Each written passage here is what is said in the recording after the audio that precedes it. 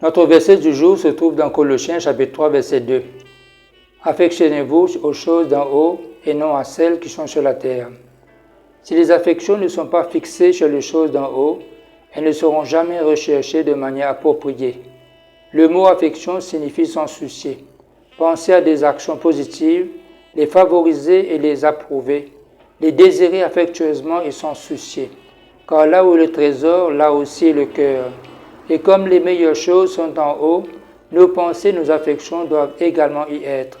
Notre contemplation doit être sur ces choses et notre conversation doit être dirigée vers le ciel.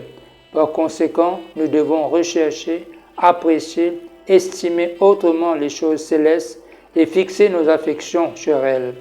Il ne faut pas s'attacher aux choses terrestres ni aux jouissances temporelles, aux richesses et aux honneurs.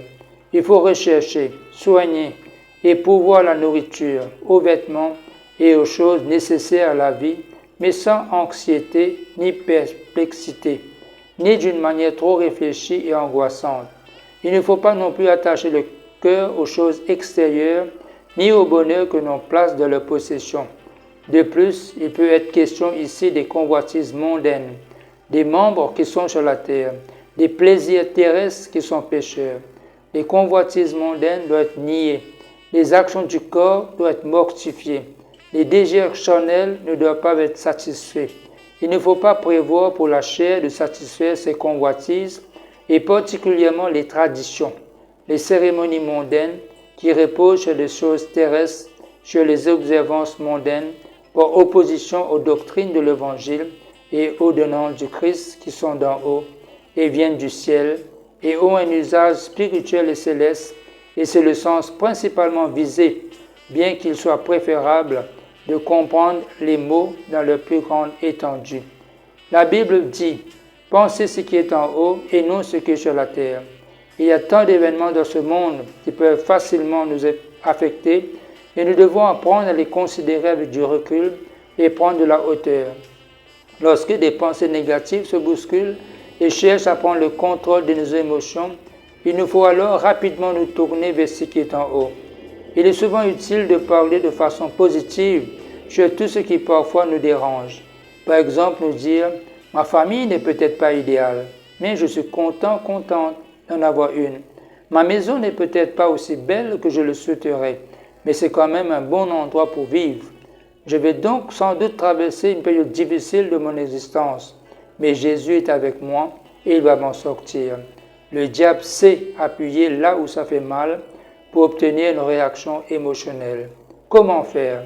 Comptez sur la Bible, sur la parole de Dieu.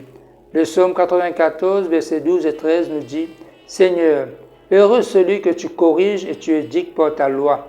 Il peut rester calme au jour du malheur.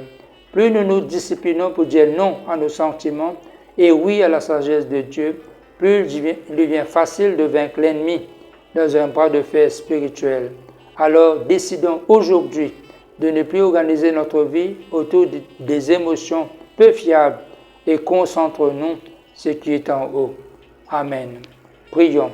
Oui Seigneur, nous te demandons dans ce temps où nous nous préparons pour célébrer ta passion, pour vivre ta passion et pour célébrer ta victoire sur la croix. Oui Seigneur, fais que nous visons tous les bonheurs qui se trouvent en haut et non pas nous concentrer Seigneur sur ce qui est en bas.